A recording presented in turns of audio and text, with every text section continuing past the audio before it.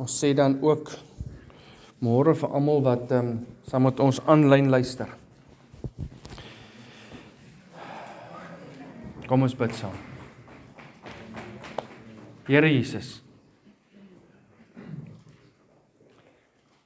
te vergeefs probeer ons om met menslikheid en die boom van kennis u woord te interpreteer. Here, dit is vanoggend ons behoefte om in totale afhanklikheid voor u te staan.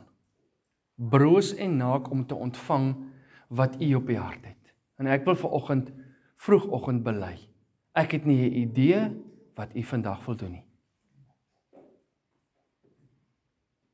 Here, ek roep na u. Ek roep na u en ek vra, Here, breek u die woord oop. Kom u en kom raak elke hart vanoggend hierso aan. Help ons om af te sluit en af te sny van soveel dinge by die huis wat pla. Dinge in die besigheid wat in mekaar is, dinge in die ekonomie, dinge in die familie. Ek weet nie wat vanoggend pla nie, Here. Ek wil vra dat ons elkeen van hierdie goed na die altaar toe sal bring en dit sal kom neersit by u voete en sê, Here, ons het 'n begeerte om vanoggend te luister soos 'n diensknegt na sy meester.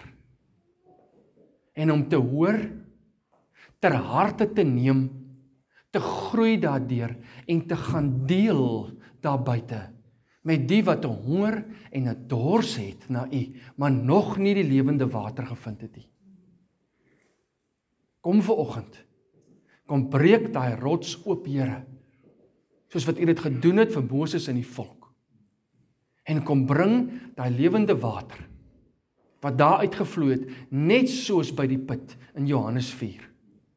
Waar u die lewende water aangebied het, vir 'n vrou, wat stikkend en in nood was. Uitgestoot deur 'n samelewing, verwerp, veroordeel, niks werd nie. En u kom na haar toe, omdat haar hart, soos 'n gees se hart, honger en dors na die water van geregtigheid. Hoor ons as ons roep in hierdie oggend, Here. In die kosbare naam van Jesus, vra en bid ons dit. Amen. Jeremia 9:23.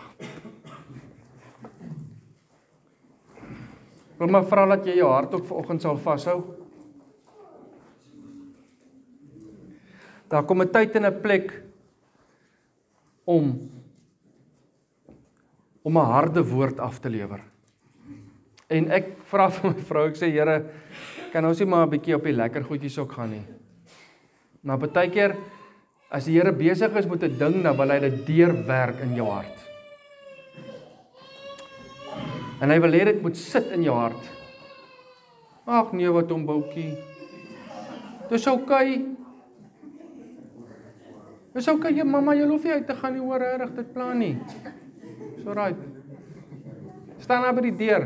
Ek wil met julle ook raas. Daar kom 'n tyd en 'n plek. As die Here 'n ding wil deurwerk, wat hy dit wil vasmaak, en die Here begin baie van die dinge met ons van voor af, voel dit vir my. Dit voel vir my asof die Here die fondasies weer oorlê. Joba, hoeveel preke is dit in 'n jaar as jy elke Sondag in die kerk sit? 52 preke, en jy het gesê, in hoeveel jaar het jy hoeveel? 50 jaar, net 25 preke per jaar, 1250 preke in 50 jaar, as jy net die helfte van die tyd kerk toe kom. So dit kan hier rondom met R3000 loop, as jy vir my sê, jy is 50 jaar oud. En ek wil vir jou sê, wat het jy nog nie gehoor, wat jy moes hoor nie? Moontlik baie, maar jy het ook al baie gehoor. Die vraag is of dit wat jy gehoor het, ingegaan het en gaan sit het, en het jy dit bepeins, en het jy dit oordink, en het jy dit deel gemaak van jou lewe, en is jy 'n student van die woord? Want ek kan vir julle waarborg, ek het weer hierdie week 'n dingetje gekry van die invloed van tegnologie, en ek is glad nie teen tegnologie nie, maar daar is geweldige gevare daarin. Nie net vir ons kinders nie. Ons het professionele preekluisteraars geword. Ons love it, ons stuur dit vir mekaar aan, ons sê, wow. Maar as daai fundament of die fundamentele boodskap van daai preek nie werklik belangrik was vir jou nie, gaan dit net wees, ja, wow. Maar dit gaan nooit jou in beweging bring om nader te kom aan die karakter van Christus nie. En as jy nie nader kom in die karakter van Christus die geliefde, kom ek spel dit vir jou uit, dan lyk en ryk jy nie soos Jesus tussen mense nie. Ek hoor 'n ou 'n mooi dingetjie sê. Hy sê, ek kry nie lekker die beskrywing en die definisie van die woord Christen in die Bybel nie. En ek dink, wat? Hy sê, maar ek sien baie duidelike definisie van 'n disipel. En ek verstaan sy fundamentele boodskap. Hy sê, om net te hoor en te assosieer en te sê, ek is 'n Christen, veral in die tye waarin ons leef, my geliefdes, waar alles toelaatbaar is, onder die topik Christen, dan sal ek met graagte afstand doen van daai term Christen, en die volgende vormpie wat ek uitsit en sê, vul in, sal ek sê, is jy 'n disipel van Jesus of nie? Is jy 'n volgeling van dit wat jy hoor, en jy vir my sê jy in glo? Want as jy nie is nie, is jy 'n volgeling van iets anders. Daar's baie filosofieë om van te kies.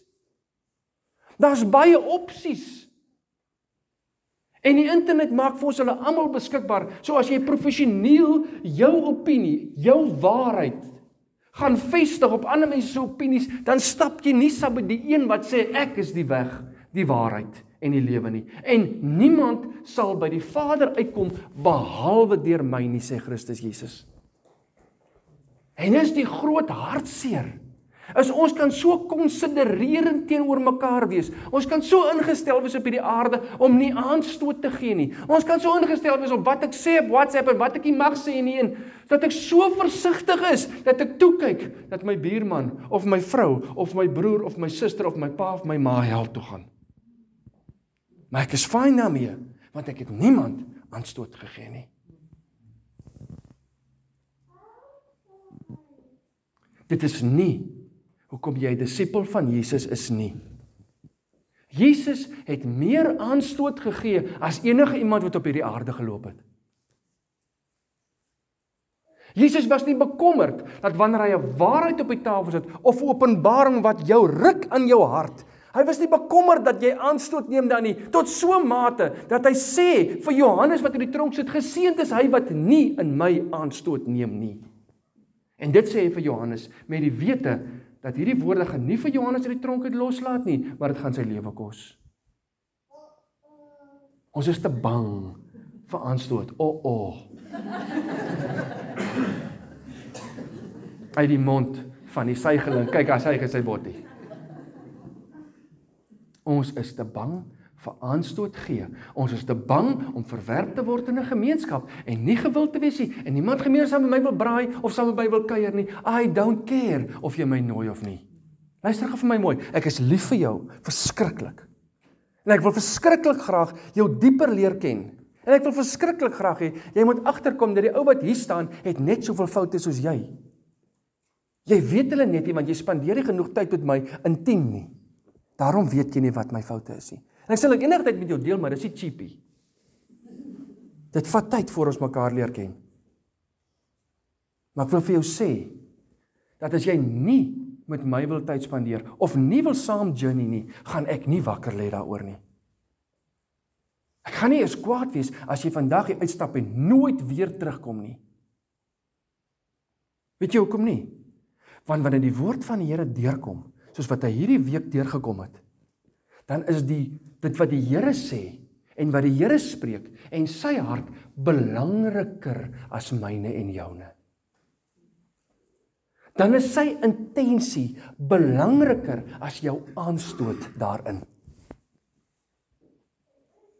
Hou dit in gedagte, wanneer ons nou hier deurwerk. Ek is bitter lief vir jou, en ek sal altyd wees, maar ek gaan nie koetsieko rondom wat aanvaarbaar vir jou, of vir die samelewing, of vir die regering, of vir die wêreldowerhede is, wanneer dit kom, en wanneer dit in teenstelling staan met die woord van die Here nie.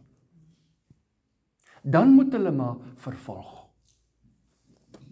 Ek glo met my hele hart, dat as ek agter tralies moet gaan sit, is hier 100 van julle wat kan opstaan en kom 'n woord vorentoe vat. Ek is 100% seker daarvan. Hier hoef niks stil te gaan staan as iemand in hegtenis geneem word vir haatspraak as gevolg van die woord van die Here nie, want dit gebeur klaar rondom ons, dalk nog nie in Suid-Afrika so erg nie. Dalk nog nie in Suid-Afrika so erg geestelik nie. As baie ander haatspraak word waarvoor jy toegesluit word in Suid-Afrika, maar nog nie geestelik nie, so erg nie.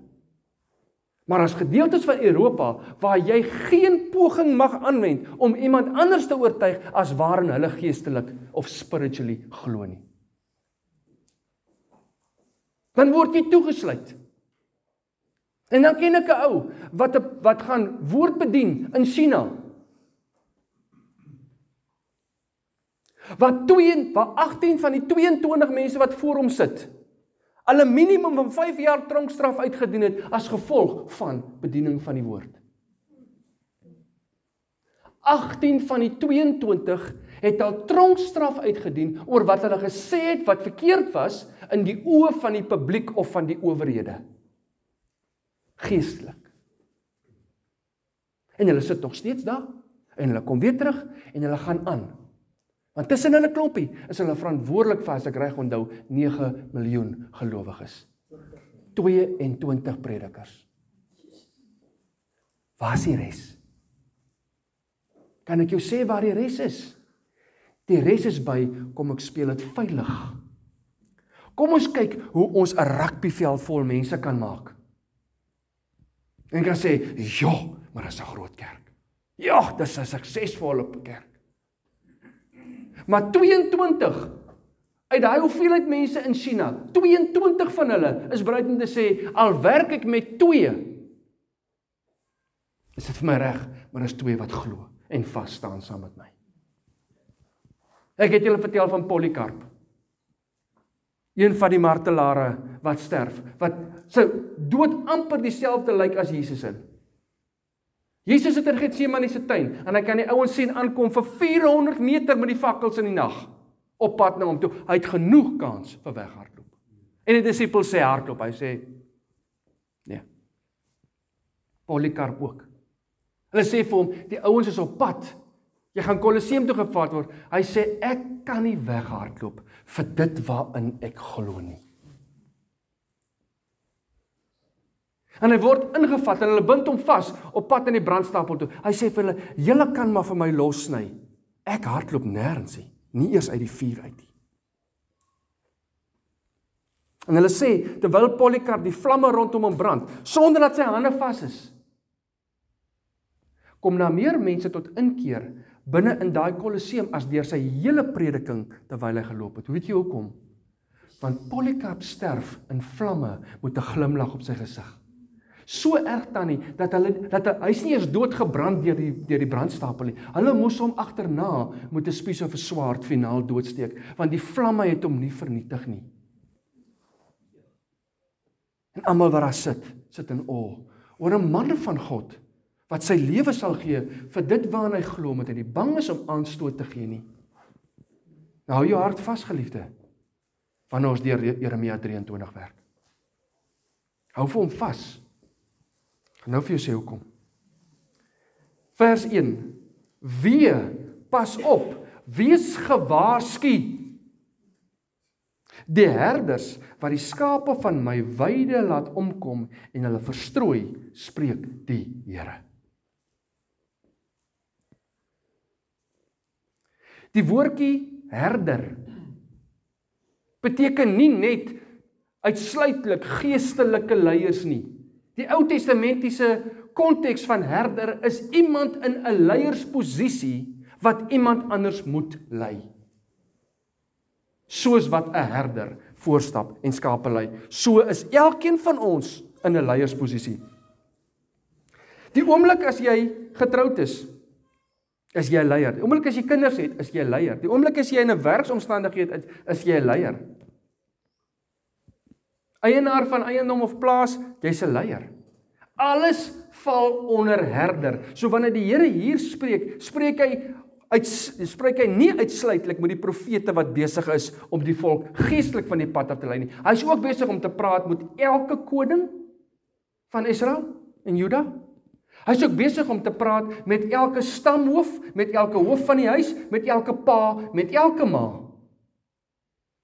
Elkeen wat verantwoordelik is om iemand anders te lei, sê die woord van die Here. Julle het my skape verstrooid laat raak.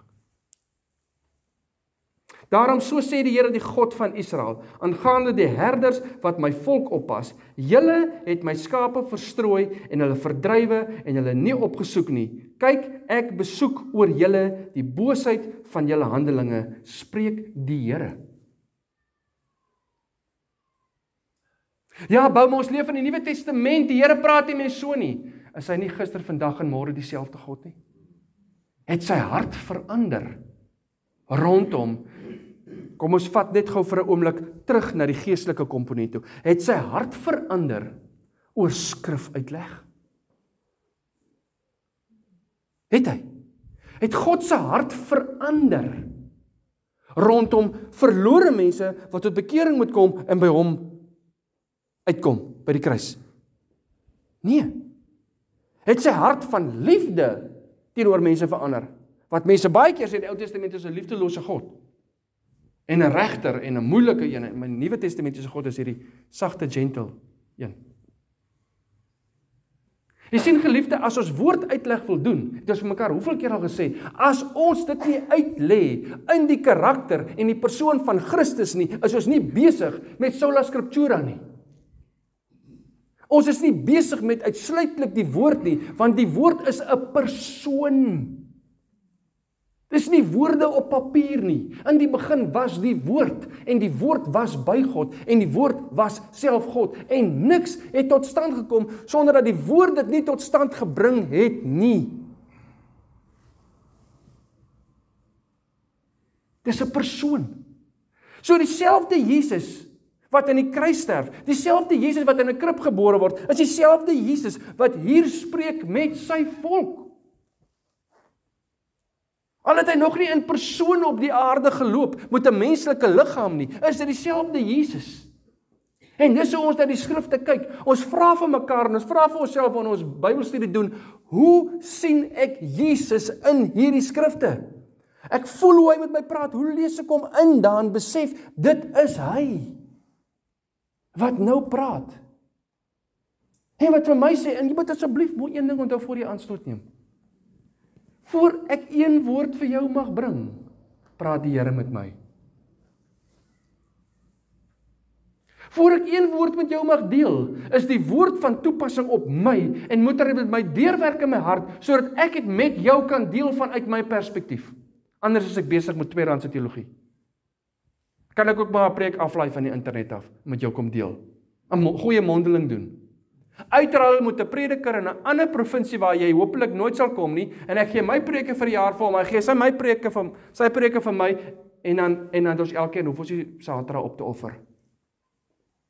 In die week, om preek voor te berei, nee. Jy dink dit gebeur nie, I promise you. So as die Here hier praat, dan sê hy vir my eerste bou, ek praat met jou as die herder van hierdie gemeenskap, en ek praat met jou as die man vir jou vrou, en ek praat met jou as die pa vir jou kinders, as 'n leier. En ek sê vir jou, bly getrou aan my woord in die manier wat jy voorstap. Bly getrou aan die woord. Anders gaan die skape verstrooi raak. Weet jy hoe raak skape verstrooi? Verwar hulle. Verwar hulle. Wat dink jy gebeur? Hoekom kom die spreekwoord soos 'n kat in die duiwelhok? Hoekom gebeur dit? Die oomblik as jy die karre ingooi, dan spat die duwe uitmekaar uit. Maar hulle kan nêrens heen gaan nie. Maar hulle is totaal en al verward. Ons sit met 'n verwarde Christendom. Ons sit met verwarde mense wat op een manier geleer is, en toe skielik toe draai die hele ding om aan die ander kant toe, en nou word ons die kant dit geleer. Nou wat nou? En ek het soveel hartseer as ek hoor hoeveel bejaarde mense totaal en al verward sit daar buite. En daarmee sê ek nie, dis geregverdig dat jy jou identiteit in die kerkloop sit en sê, dit is my kerk, so dit is wat ek glo. Ek regverdig nie dit nie, want jy kan nie identiteit in 'n plek sit nie, of in 'n organisasie, jy moet in Christus sit. Maar ek het baie simpatie en empatie met mense wat oor jare probeer het om solid te bly aan die Here en sy woord, en skielik nou, in die laaste 15-20 jaar van hulle lewe hoor, alles wat hulle geglo het is 'n leuen. En alles wat vir hulle gesê is verkeerd was, is nou skielik reg. Nou wat nou? Dan verstaan ek dat iemand liewer maar net in sy ouete huiskamer wil sit en sê, dan bly ek nou maar net hierso, want dan weet ek nou niks verder nie. Verstaan nou ook nie meer nie. En as jy sulke mense ken, gaan sit by hulle. Sonder om jou vinger in hulle gesig te druk. Gaan sit by hulle. Dalk is dit jou mamma of pappa wat in daai ouete huis sit. Gaan sit by hulle in liefde en hou op om net te praat oor die reën en die rugby. En die oes. Sê pappa, mamma, oom, tannie, kan ons 'n stukkie woord lees? Kan ons 'n verhouding bou met mekaar? Ja, nee, you can't teach an old dog new tricks. Nonsens. Dis omdat jy nie tyd spandeer met die old dog nie. Want as jy genoeg tyd spandeer met die old dog, maak die old dog sy hart oop vir jou, en hierdie harde man, wat al die jare gesê het, hoe het moet wees, sy woord is wet, word so sag, soos 'n lammetjie, en trane loop oor sy oë, en toe my ouma op 89 bel, 89, ons bid jare vir haar redding. My ouma, daar moet 'n standbeeld kan van jou opgerig word vir haar man, sy het meer skynskoek gebak as wat daar mense in die wêreld is.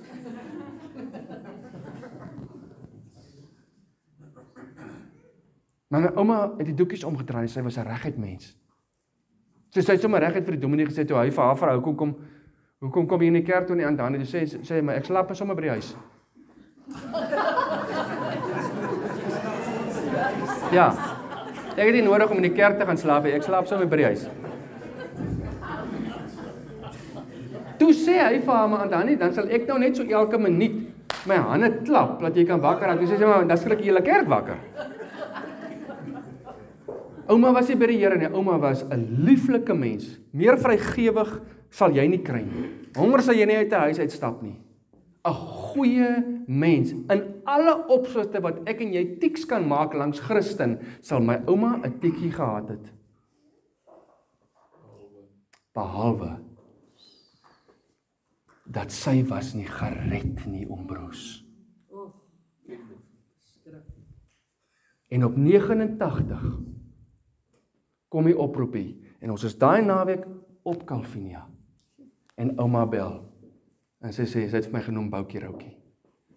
Sy sê, kan jy vir Boukie Roukie, sê sy vir my pa, ek wil nie met jou praat, sê sy vir hom, ek bel nie vir jou nie, stuur vir Boukie Roukie na my toe.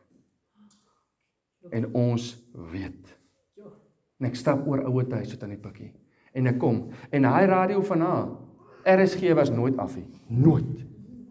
Dag en nag, ouma kan snor soos sy slaap, RSG loop. Ouma se draadloos. En die draadloos is af, toe ek instap by haar ouete huiskamer. En ek sê, oumie, en die traantjies loop oor haar wangetjies. Rot van die kanker. En ek sê, wat is dit? Sy sê, sal jy vir ouma bid? Ek sê, hoekom ouma? En dan kom die woorde nie, is net traantjies. Ek sê, is ouma onseker? Ja, my kind. Ek sê, wil ouma seker maak? Sy sê, ja, my kind.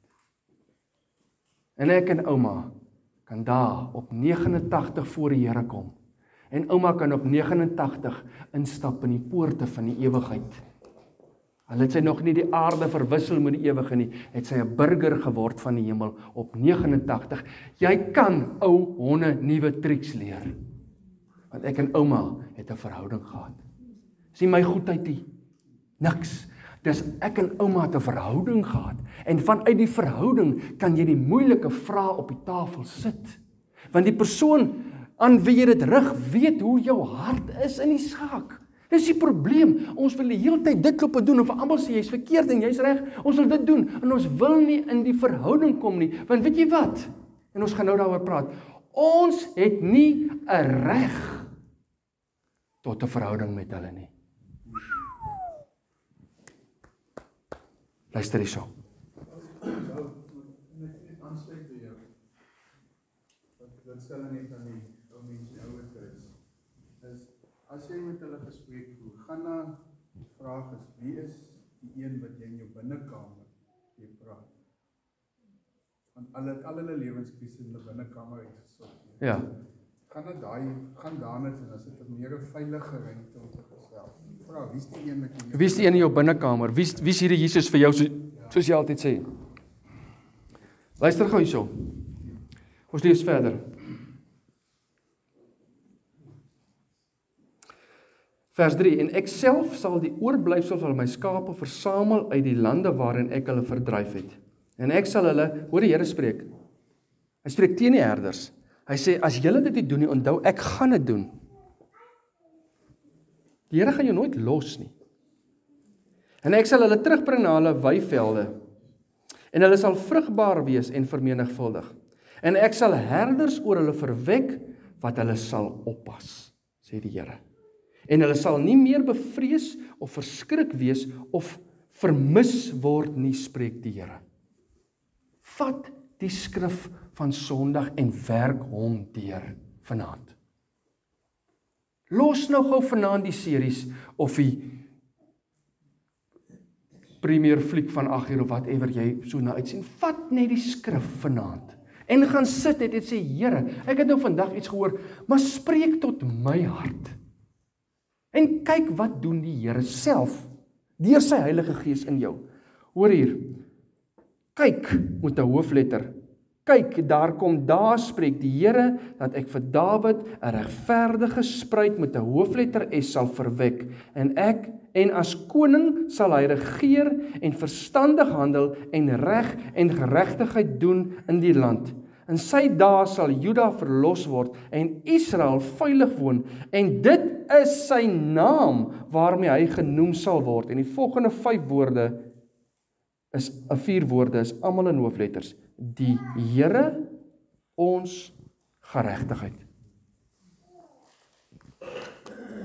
Die Here ons geregtigheid. Daai woordjie geregtigheid beteken die reg tot iets. Wanneer ek sê ek is geregtig tot iets, dan beteken dit ek het die reg tot dit. OK? So nou kan jy dit opbreek in sy definisie. Die reg natuurlik, moreel en wetlik. Natuurlik, moreel en wetlik. Alright. Ek het die reg tot water. Kom ons sê dit vir 'n oomblik. Alright? Ek kan die kraan oopdraai, daar kom water uit. As er nie water uitkom nie, dan bel ek die verantwoordelike persoon en sê ek het die reg tot water, ek betaal daarvoor, so kan ons die waterkrisis uitsorteer. Dis natuurlik, my liggaam het nodig, ek sê ek het die reg tot water. Moreel, reg, verkeerd. Is dit reg of verkeerd om die reg tot water te hê? Ek kan besluit, as mense wat ver loop met kanne op hulle koppe, te gaan water haal, hulle voel hulle die reg tot water, maar hulle moet nou net verder gaan as wat ek en jy is om 'n kraan op te draai. Maar ek sou sê, dis vir my aanvaarbaar moreel, om te kan sê, iemand het die reg tot water. Ek sal nie kwaad wees as iemand sê, ek wil graag water hê nie. Ek sal miskien vies wees as mense aanspraak maak op ander regte. Maar op water sal ek sê, ek sal my beste doen om aan jou behoefte te voorsien. Basiese behoeftes soos water. Wetlik. Is daar 'n wet rondom water?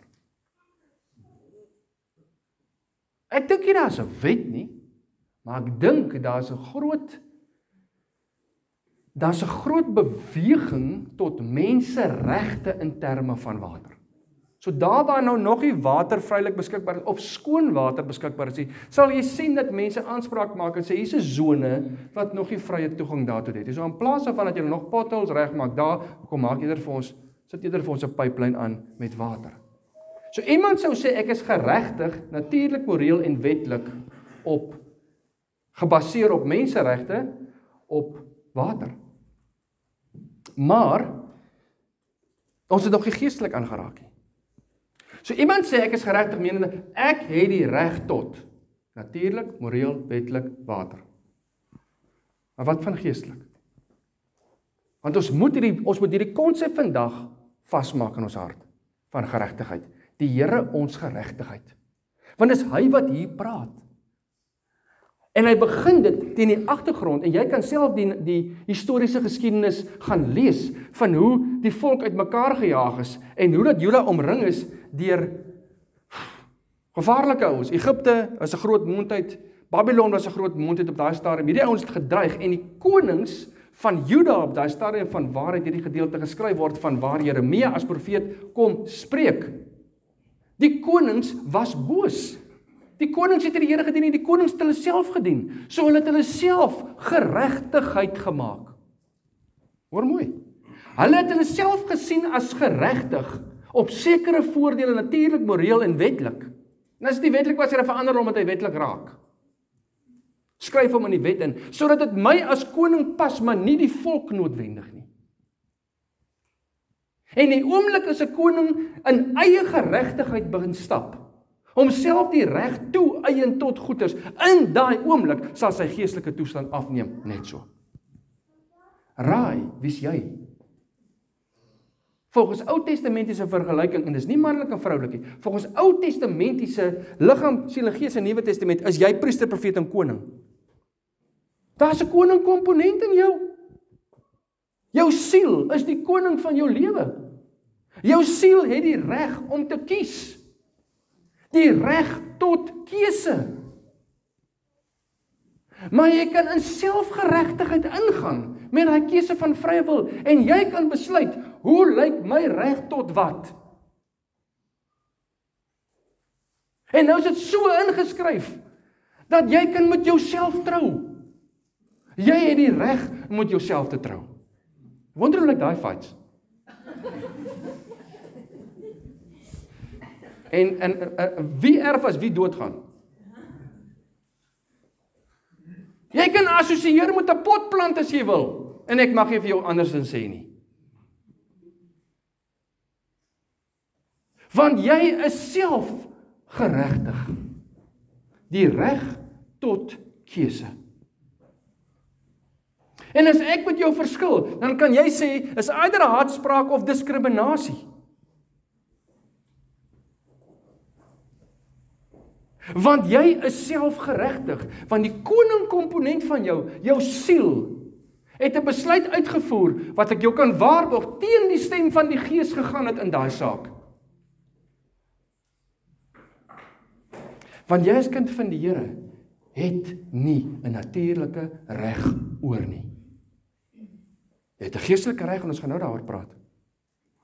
Maar jy het nie die reg om aanspraak te maak op enigiets op hierdie aarde, die dag toe jy besluit het om die Here Jesus Christus te volg met jou hele hart, siel en krag en verstand nie. Jy het nie reg oor nie. Anders moes ons dit kon sien in ons voorloper, die waarheid, Jesus Christus se lewe, dat hy homself sodat hy aanspraak kon maak, sodat hy geregtelik kon staan in sy natuurlike persoon. Want een van daai dinge wat jy aanspraak kan maak, is hoflik die reg. Volgens die wet, wat doen hy toe hy aangekla word en hy staan in die hofsaak? Het hy gesê, ekskuus tog, kan ek net gou, one phone call, my attorney, please. Het hy gesê, wag, wow, kan ek 'n verklaring aflê? Daai wat jy nou sê, is nie die waarheid nie. Nee, hy het nie aanspraak wetlik gemaak, toe hy onwetlik aangekla word nie.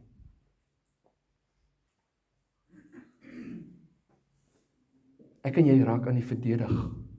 Die oomblik as iemand vat aan iets wat natuurlik, moreel of wetlik volgens ons reg is, dan verdedig ons. Net so. Raak aan een van my wonde van die verlede, op 'n manier wat ek nie daarvan hou nie. En ek raak aan die verdedig, want ek neem aanstoot, want ek is nog nie vry van daai ding nie, daarom reageer ek op hom, maar jy het nie die reg om dit vir my te sê nie, volgens my. Maar Jesus doen nie. Wat kom doen Jesus eerder in sy natuur? In sy natuur, 2 Korintiërs 5:21, hy wat geen sonde geken het nie. Hy wat geen sonde geken het nie, word vir ons sonde. So hy wat die reg gehad het om te sê, wow, in my liggaam natuurlik het ek niks verkeerd gedoen nie. Daarom verdien ek geen straf nie. Wow, ek wat moreel niks verkeerd gedoen het nie, daarom verdien ek niks straf nie. Wow, ek wat die wet vervul het, in alle opsigte, wat daarom geen straf verdien, natuurlik, moreel of wetlik nie. Hy het die reg gehad om die goeders te claim wat ek en jy so graag wil claim, maar hy doen dit nie in sy natuur nie. Hoekom nie? Geliefde, jy moet hierdie vraag vir jouself vra. As jy 'n volgeling van Christus wil wees, as jy 'n disipel wil wees wat volg in die voetspore van Jesus, hoekom wil jy so graag selfgeregtelik optree?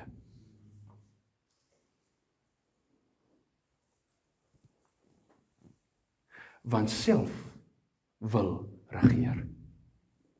Self wil op die troon wees. En self wil hierdie geestelike ding vir my begin afwater. Ek wil Jesus se karakter begin afwater tot by die plek wat my karakter en Jesus se karakter gelyk kom, en ons meng van my menslike natuur en morele waardes wat nie heeltemal klop moet sy nie, maar ons meng dit sodat ek een of ander vorm van self-Christen kan kry. Self-disciple, ek weet nie hoe jy hom wil noem nie.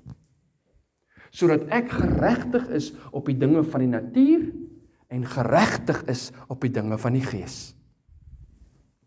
En dan, terwyl jy nou so dwaal, is daar mense wat hulle self Christen noem en Christen leiers is, wat net so verdwaald is, wat vir jou bevestig, Boeta, jy's reg, jy's 100% reg.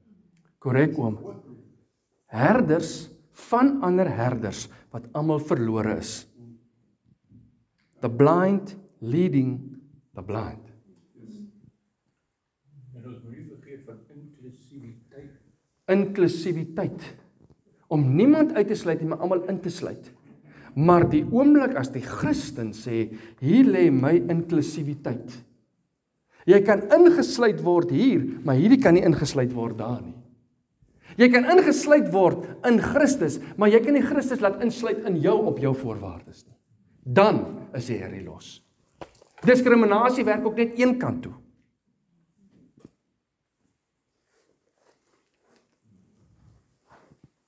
Jy sien, geliefde, die geestelike reg is 'n hemelse reg. Die aarde het 'n regeerder wat hierdie reg kan toestaan. Onthou dat Jesus in die woestyn was en hy versoek word deur Satan. So maak Satan hom staan op die berg en hy sê vir hom, al hierdie natuurlike koninkryke gee ek vir jou as jy wat doen? My aanbid. Hoekom het Jesus dit nie aanvaar nie? What a deal. What a deal. Jy sien, want Jesus se reg het gekom van die Vader wat aan hom gesê het, jy moet jou reg afteken aan my wil. En jy gaan dit vir die wat jou gaan volg, gaan jy vir hulle moet leer. Dis 'n aftekenproses. Sodat my wil jou reg begin raak. Wanneer ek met jou praat, dan het jy die reg tot gehoorsaamheid. Maar dit vloei eers vanuit 'n ander plek. Ek is besig om myself vooruit te loop. Ek is nog steeds by, wie verskaf die reg? Die reg is op die aarde en die reg is in die hemel. Jy het 'n keuse. Op die aarde het jy nog steeds menseregte, maar jy gaan jouself as kind van die Here nie daarop aanspraak maak nie. En as ek jou vang hof toe gaan oor 'n mensereg, daai dag haal ek die lat uit. Jy doen nie dit nie. Jy maak nie aanspraak op myne nie. Jy het afgeteken, en soms gaan die Here goed by jou wegvat, en dan sê die woord, hoekom lei jy nie maar skade, sodat die koninkryk voordeel kan trek nie, maar jy wil nie, want self is te belangrik, en self moet wen, en self sal gaan, tot in die eindes van die aarde met hofsaake en dinge, sodat ek kan bewys, ek is reg. En dan wat aan die einde van dag? Wat sien jou kinders? Wat se voorbeeld sien hulle? Dan wil ek asseblief net hier kom aan die einde van my dae en my kinders sê, ek sal enige beroep daar buitekant oorweeg, maar net nie in die bediening nie. Want o jette, dit wat ek Sondag gehoor en dit wat ek in die week by die huis gesien het, was nie dieselfde nie. O wee as ek so 'n herder moet wees vir my familie. Om te verstaan, Jesus is ons geregtigheid, moet jy verstaan, dat die hemel het 'n regter, en sy koninkryk op aarde, behoort aan hom. God die Vader, die drie-eenheid, het 'n reg tot iets, en daai iets is alles. En wanneer jy in sy koninkryk inkom, dan teken jy jou aardse regte af, en jy aanvaar jou hemelse regte.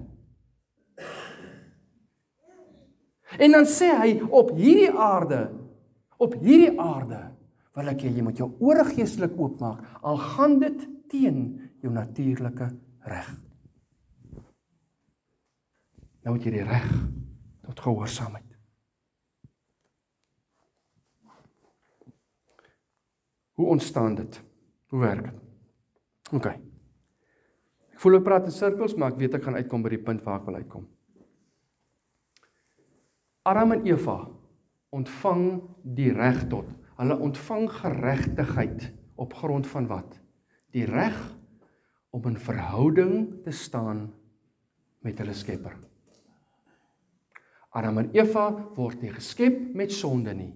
Hulle word geskep in die regte stand in verhouding met Christus. Hy wandel saam met hulle. Daar's 'n reg tot wandeling en hulle oefen daai reg uit met 'n keuse.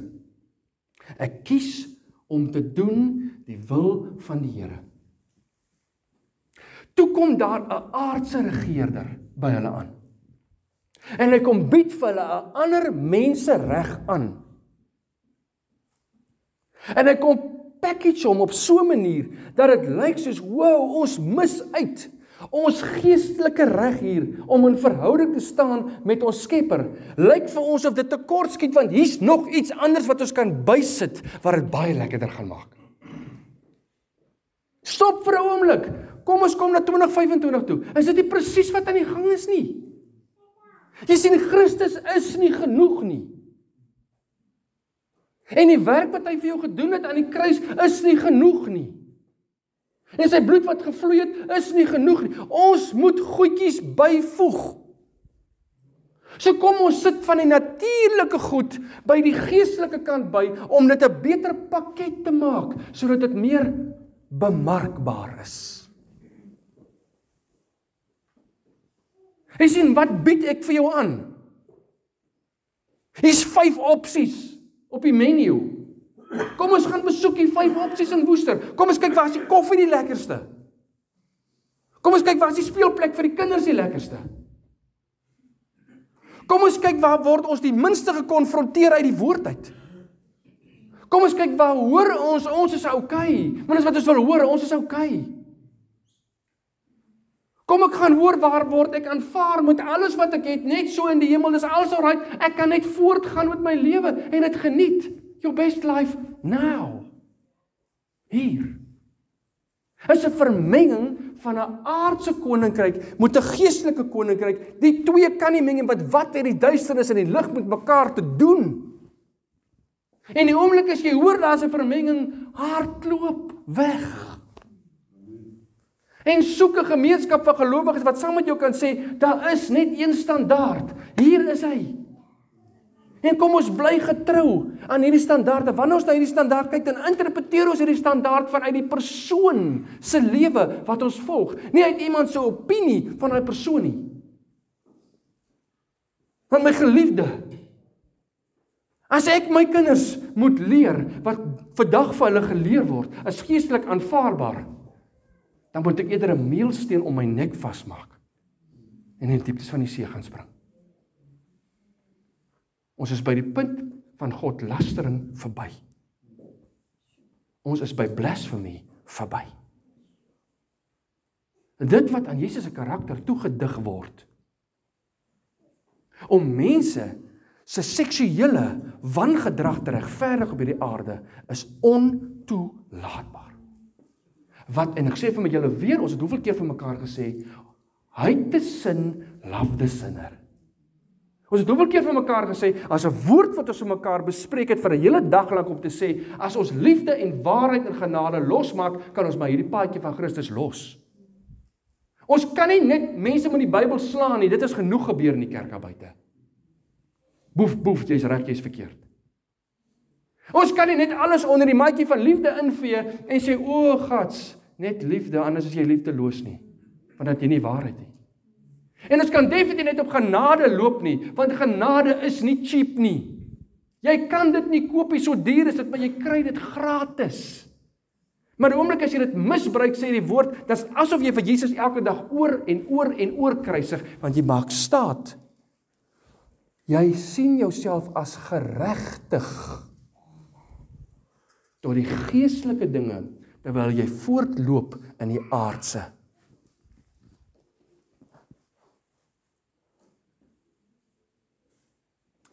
Die reg tot 'n verhouding word afgegee.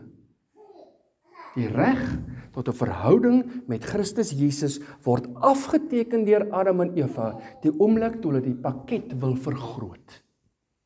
En die sondeval vind plaas. En daarvanaf is daar skeiding tussen God en mens. En moes daar middelare in die binnekant kom wat genoem word profete. En moes die Here praat deur 'n profeet, deur 'n persoon, 'n boodskap gee, dan moes die persoon afgaan na die koning toe en sê, koning, so sê die Here, want die verhouding, die reg tot 'n verhouding is vernietig. En dan moes die koning besluit en sê, ja, ek stem saam met wat die Here sê, of nee, ek gaan rebelleer teen wat die Here sê, en wat ook al die uitkoms is, die priester moet dit dan gaan infiltreer in die families in deur die sinagoges. Dit is hoe die kommunikasie WhatsApp-lyn geloop het. Maar om geregtigheid, die reg tot 'n verhouding met Christus te verstaan, moet jy sien dat Jeremia 23 sê, die Here sê, die God van die heelal sê, ek sal uit Dawid se lyn 'n man en 'n koning na my hart. 'n Man wat foute gemaak het. 'n Man wat liefde verstaan het, maar 'n man wat welis verstaan het. En 'n man wat sonde verstaan het, en 'n man wat repentance verstaan het. 'n Koning wat op sy aangesig voor my kon lê oor sy foute, maar 'n koning wat kon staande bly op die einde. Ek sal uit sy lyn uit, sal ek 'n nuwe, dit is soos 'n afgekapte boom. Die volk is soos 'n afgekapte boom, hulle volg my nie meer nie, hulle moes blom, hulle moes groot raak, maar al wat daar staan is 'n stomp. Hy sê, maar ek sal uit daai stomp uit, sal ek 'n lootjie laat uitkom. My spruit. En hy sal genoem word die Here, ons geregtigheid. Wat sê Jeremia 23? Hierdie een wat sal uitkom uit die stam van Dawid uit, hy sal die geregtigheid, die reg tot verhouding weer herstel. En daarom word Christus gebore in 'n stal in Bethlehem en moet homself onderwerp aan die natuurlike kant, moreel, wetlik en natuurlik moet hy homself onderwerp. Volledig mens, volledig God. Moet homself onderwerp met 'n keuse om sy reg op die aarde af te teken. sodat hy sy geestelike verhouding kan behou. Sy reg in die gees om 'n verhouding te hê met sy Vader, moet hy behou deur af te teken op sy regte op aarde. En daarom toe hy kom by die kruis, die doel waarvoor hy gekom het, toe kan hy daar staan en sê, ek was gehoorsaam. Net soos Paulus kon sê, toe voor hy doodgaan, ek het die wedloop voltooi. En daarom toe hy sonder sonde sterf, toe hy moreel intact sterf, toe hy wetlik die wet volbring in homself en die wet onderhou het, sterf in al 3 daai natuurlike regte wat hy afgeteken het, toe hy sterf daarin, toe kon hy die geestelike herstel bring. En toe kan hy die een hand aan die mensdom vat en die ander hand aan God en hy sê, ek versoen die twee, maar ek bly in die middel as middelaar. Niemand kan by die Vader in versoening uitkom, behalwe deur my as middelaar nie. En daarom, my geliefdes, is daar nie meer paaie na Rome as een nie. Nie alle paaie lei na Rome nie, nie alle paaie lei na Christus toe nie. Daar is net een pad na die Vader toe, en dis deur hom wat die geregtelikheid herstel het. Wat die reg tot 'n verhouding met hom herstel het. Daar is net een. En my probleem is, ek dink, daar sit 'n klomp mense op kerkbanke deur die wêreld, wat sê, die feit dat ek toegang het, die reg het tot 'n kerkbank, die feit dat ek toegang het tot die evangelie, die storie van verlossing, die feit dat ek toegang het tot 'n YouTube kanaal waar ouens praat oor Jesus, gee vir my die reg tot die Vader om in daai verhouding te staan.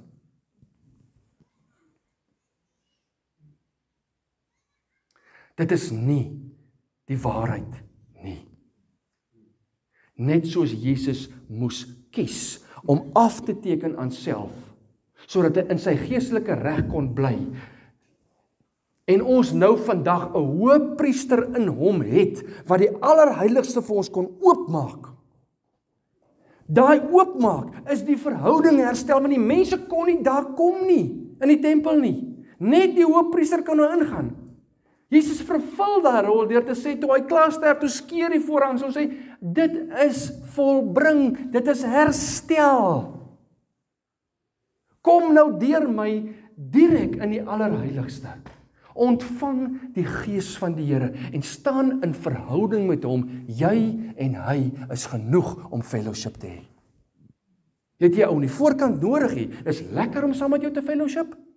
En is kosbaar om op Sondag by mekaar te kom. Regtig dit is, ons het mekaar nodig. Maar ultimately as jy in die middel van die woestyn afgelaai is dit oukei tussen jou en die Here met deur die Gees. Jy sal geestelik fyn wees. Jy het nie 'n priester nodig om verder 'n offer vir jou te gaan maak nie, want die priesters, al wat hulle kon doen, was om vir 'n tydjie versoening te bring vir daai sonde, bedekking van die skade wat die sonde sou aanrig aan jou ewige toekoms. As 'n profetiese heenwysing na die finale offer wat Jesus in sy eie liggaam sal bring om hierdie geregtigheid te herstel, sodat hy kan kom by die plek wat hierdie skrif waar word, dat hy ons Here, ons geregtigheid is. Hy kon dit doen omdat hy besluit het met sy eie siel, wat net dieselfde as my en joune is, natuurlik, intellek, emosie, verstand, keuses, persoonlikheid. Hy het besluit, ek gaan my regte afteken. En ek gaan anders wees as die res. En die wat die andersheid volg en aanneem, sal deur my in hierdie verhouding met die Vader herstel word en sal dus 'n ewigheid kan spandeer saam met hom. Vir die res gaan hulle hoor, ek ken jou nie. Is dit nie interessant dat die woordjie ken beteken verhouding nie? Intimiteit.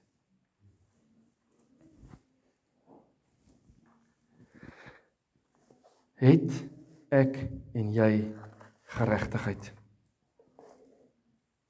Is ons verhouding herstel met die Vader? Jesus vat van Nikodemus. Nikodemus kom soek hom in die nag. Nikodemus wil nie deur die dag die gesprek hê nie, want Nikodemus is versigtig vir dat die res van die Joodse raad hom sal sien. En hom dan bevraagteken en vervolg en uitskop. So Nikodemus kom in die nag om vir Jesus te kom sien in 'n boventrek. En hy sê vir hom, Johannes 3 gaan lees vir jouself. Dis onmoontlik dat u hierdie dinge gedoen as u nie seun van God is nie. En Jesus sê vir hom, Nikodemus, ek kan jou geregtigheid word. Ek kan jou stand herstel om 'n direkte verhouding met die Godheid te kan hê. Maar wedergeboorte moet plaasvind. Jy moet weer 'n keer gebore word. Waartoe hardloop Nikodemus? Na sy natuur toe. Ek kan tog nie weer 'n keer in my moeder se skoot gaan. Sê nee Nikodemus, jy verstaan nie. Hierdie is nie 'n natuurlike saak nie. Net soos hierdie natuurlike koninkryk is nie. Dis 'n geestelike saak. Hey, weet jy wat? Nikodemus, jy sou nie vanaand hier gewees het op hierdie dak as jy dit nie gevoel het nie. As jy nie die roeping gevoel het nie, as jy nie die trek gevoel het nie, as jy nie daai, dit is waar ek wil wees. Dis wie ek moet volg. Dis die een na wie al die profesieë verwys. Hier is hy. Jy sou nie vanaand hier gewees het as jy dit nie geglo het nie. Maar weet jy wat beklei met jou? Intellek. Die boom van kennis beklei met jou oor alles wat jy weet, alles wat jy kan verloor, teenoor alles wat jy kan gain. Is dit nie die feit nie? Wat het ek om te wen? Wat het ek om te verloor? Die prous en die kans. Dat nie ons werkie. Skakel 'n slag daai boom van kennis af. Gooi 'n slag vir logika by die venster uit. Ja, op aarde moet jy sentimeter bymekaar tel om 'n meter te kry, en as jy 'n huis bou, moet jy berekend wees met getalletjies en goeders, maar nie in die koninkryk nie. Daar hoor jy die stem en jy moet die natuur afskakel en jy moet die stem volg. En raai wat? Jy moet 'n paar keer verkeerd ook hoor. Weet jy hoekom? Sodat jy kan leer om gehoorsaam te wees, al dink jy's reg en jy kom agter maar ek het verkeerd gehoor. Dit is oukei, want jy oefen gehoorsaamheid. Jy oefen gehoorsaamheid en die Here eer gehoorsaamheid. Maar hy wil vir Nikodemus sê, ek wil vir jou ook geregtigheid gee, Nikodemus. Ek wil jou ook herstel, maar jy gaan die logika van jou moet afskakel. En jy gaan geestelik moet weer 'n keer gebore word, menende jou geeskomponent moet gewederbaar word uit die duisternis wat Adam en Eva vir jou geplaas het, buite verhouding wat jy staan met my, binne in die verhouding in met lig, dan maar hy twee weer by mekaar kom. En die enigste een wat vir jou hierdie reg tot hierdie verhouding kan gee, sê Jesus, is ek. Dis ek. En wedergeboorte is die proses wat gaan plaasvind as gevolg van die keuse. Dis al aandeel wat jy daarin het. Dis al aandeel wat jy het in jou geregtigheid, my geliefde, is die keuse om te sê, Here, red my. Ek is verlore. Ek is verlore in my gedagtes, ek is verlore in my planne, ek is verlore in my emosies, ek is verlore in my ambisie, ek is verlore op hierdie aardse natuur, moreel, wetlikheid, ek is verlore hierso, maar ek het 'n behoefte en 'n begeerte om in hierdie geregtigheid en hierdie verhouding in te kom. Ek het 'n begeerte om te verstaan, hoekom is ek hier? Wat wil U met my doen? Ek het 'n behoefte en 'n begeerte om al hierdie fake vreugde, dis wat ek dit noem, dis 'n vals vreugde wat die wêreld voorhou. Wat hulle wêreldse dinge vir hulle kan bied. En ek meet dit, ek sê altyd dieselfde, die blommeverkopertjie wat vir Jesus ken. Die vreugde wat hy het, met sy niks, is baie meer as die vals vreugde, die vals happiness, wat die wêreld offer. En wanneer iemand uitroep, wanneer 'n Nikodemus in jou begin wakker word, en jy voel dit, en jy hoor dit, en jy beleef dit, roep uit na daai een, wat sy naam is, die weg, die waarheid en die lewe. Sê, Here, ek wil in hierdie verhouding inkom, ek het 'n begeerte om met U te praat. Noem vir my 'n ander geloof, behalwe satanisme, wat 'n direkte verhouding kan hê met 'n ander wese. Dis nie 'n aanmoediging om satanisme te ondersoek nie, hoor. Want sy stem is ook elke dag daar. Jy hoef nie katte te offer onder die brug om 'n satanist te wees nie. Jy kan maar net luister na daai stem, wat soos met Adam en Eva vandag nog praat, en vir jou meer aanbied as net Jesus. Sonder Jesus kan jy nie gered wees nie. Sonder 'n uitroep vanuit jou verlorenheid na hom toe, om hom aan te neem en sy koninkryk in jou in te nooi met keuse, selfbesluit, om vir self neer te lê in natuur, in moreel en wet en alles neer te lê. Dus ek wil die Gees opneem, om weer 'n keer binne in dit gebore te word, en eintlik te ontdek, dit is wie ek is. En ek sê dit nou. Niemand kon nog vir my dit aanhaal nie, maar ek sê dit nou.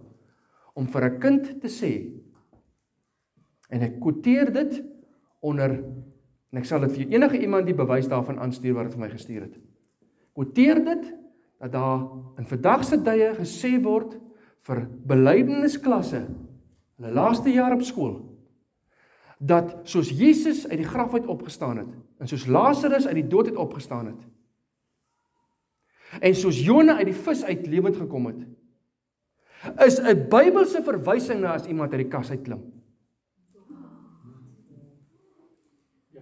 Hoe jy in 'n nuwe lewe inkom, ek sê nou vir julle nou, dit is nie die waarheid nie. En die manier wat die Bybel geïnterpreteer word daar, is nie vanuit 'n herstel in verhouding met die Skepper nie. Dis 'n regverdiging van self.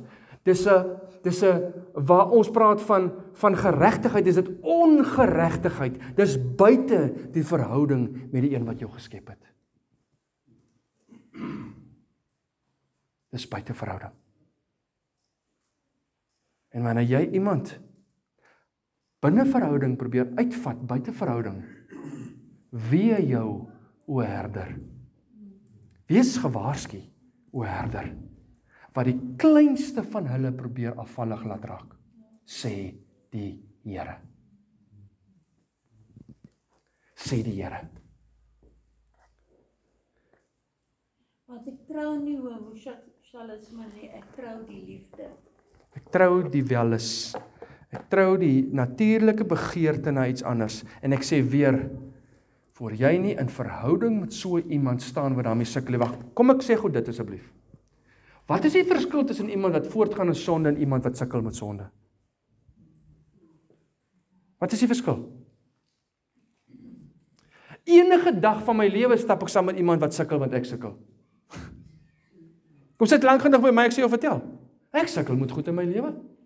Waaroor ek die oorwinning kry nie. So hoekom sal ek vir iemand anders se sonde wat sukkel groter maak as myne? Nee, as jy kan sê, ek weet, dis nie binne die wil van die Here nie, maar ek sukkel. Stap saam met my voor die Here, dan is ek en jy, die enigste reg wat ons het, is om gehoorsaam te wees aan die Here, om saam met so 'n persoon te stap, op pad na die kruis toe. Moenie iemand afskryf wat sukkel nie. Never. Maar om te sê, dit is reg in die oë van die Here, dat ek kan voortgaan met sonde, dit is godslastering. So by all means, soos wat jy sukkel, stap saam met iemand anders wat sukkel. In liefde, in waarheid, vol genade. Die Here het genade met my foute, hy het genade met jou foute, hy het genade met hulle foute, maar daai fout moet bely word as 'n fout. Al sukkel ek daarmee. Jesus steek sy hand uit na enige iemand wat sukkel. Maar iemand wat nie sukkel nie en dit erken, klap Jesus se hand weg. Selfregverdiging. Jy kies om buitekant die verhouding te staan. Dis nie ek wat oordeel nie, dis nie jy wat oordeel nie. Dis die woord wat die skeidslyn bring tussen geregtigheid en ongeregtigheid. Watter groter liefde kan daar wees as wanneer 'n man sy lewe aflê vir sy vriende? Kan jy jou lewe aflê Om saam met iemand anders te stap wat sukkel? Ek hoop so. Sonder om vir een oomblik om in te pas in 'n gemeenskap, daardie sukkelaksie te regverdig as oukei. Of daardie sukkeldaad, of daardie sukkelgedagte. Jy kan nie.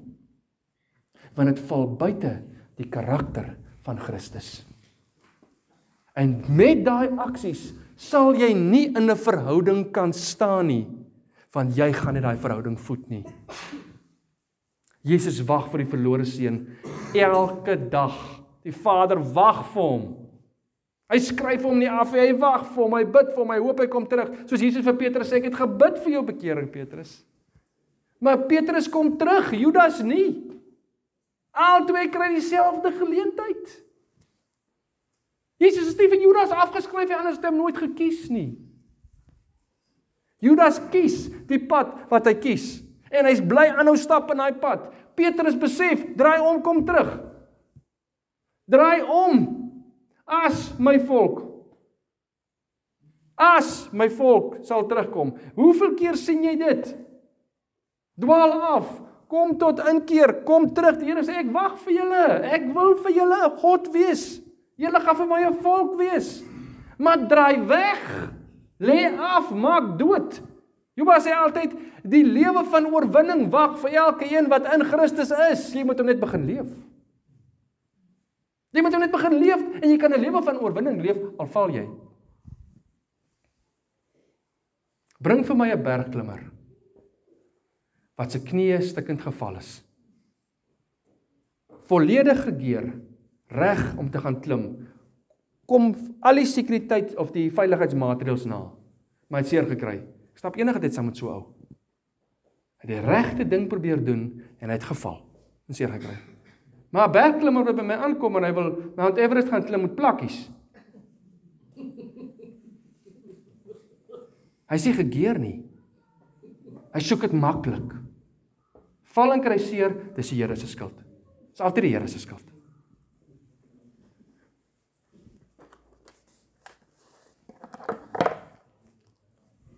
Romeine 5:19, volgens die ongehoorsaamheid van een het die sonde in hierdie op die aarde gekom.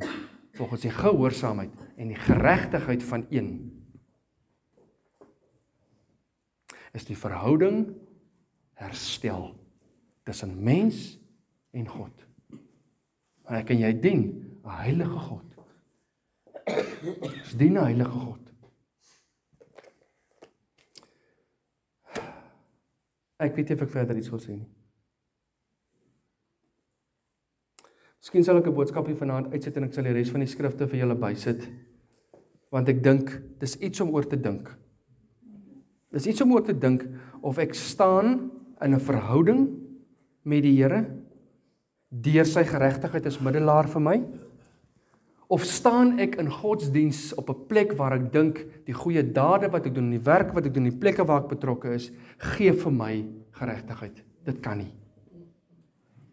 Of ek dink by assosiasie met organisasies of by lidmaatskap by een of ander organisasie, skep vir my 'n pad in om Jesus boon. Alhoewel ek sê Jesus is daar, is hy nie my persoonlike geregtigheid nie.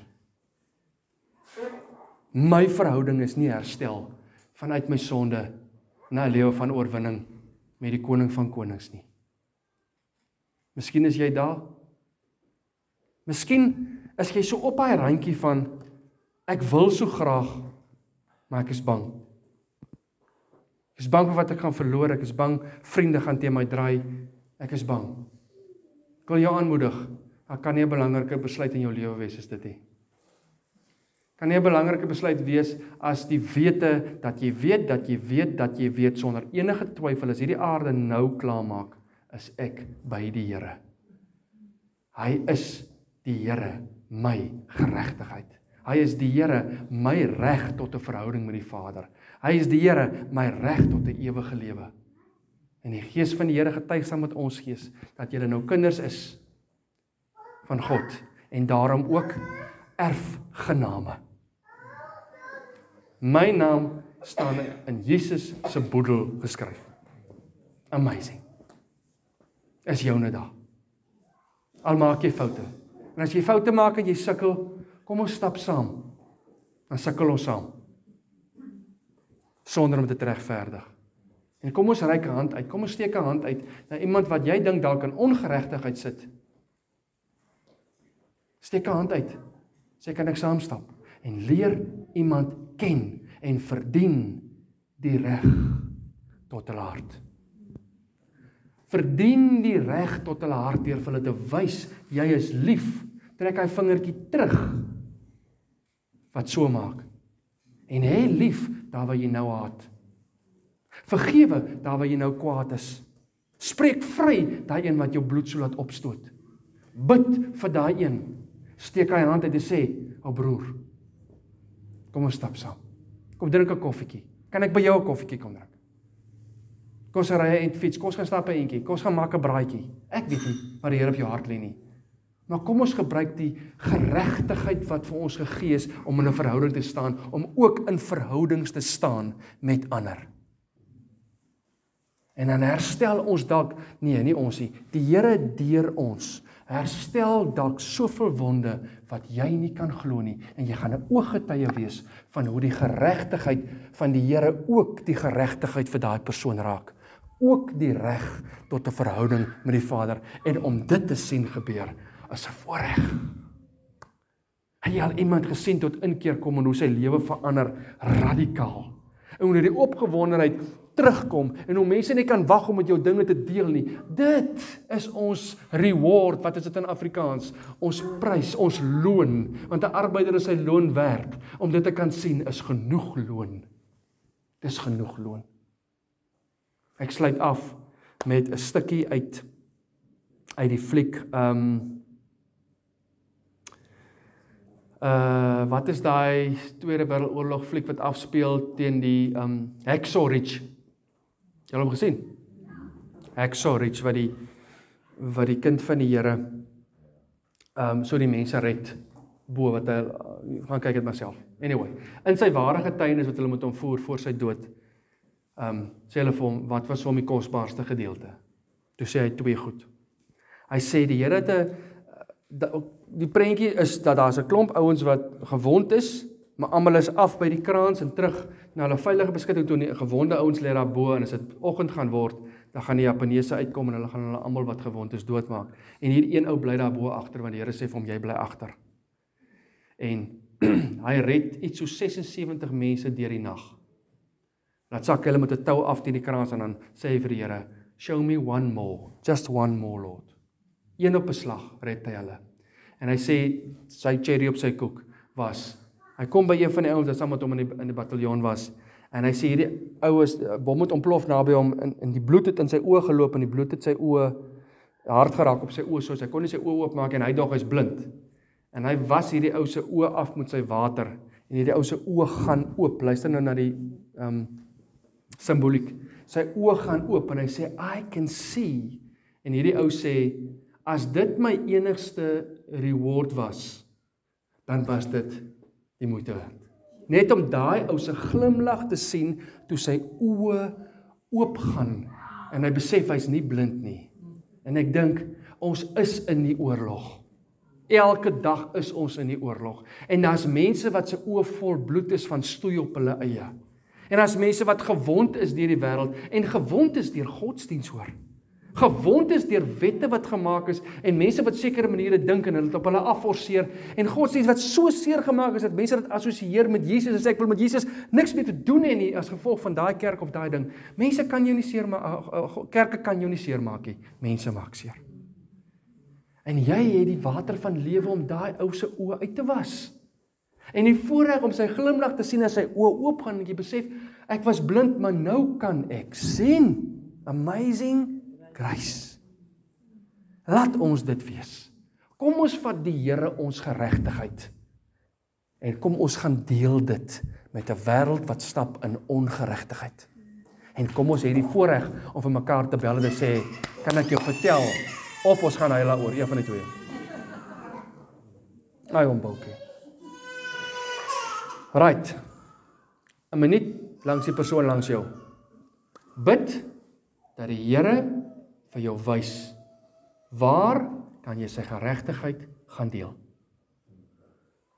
As jy dit self nog nie het nie, vra die Here om sy geregtigheid vir jou te bring. Waar het jy dit? 1 en 2, waar kan jy dit gaan deel? 'n Minuut, een persoon 'n minuut, een persoon 'n ander minuut, en dan spreek ons die seën uit. Kom ons bid saam met mekaar.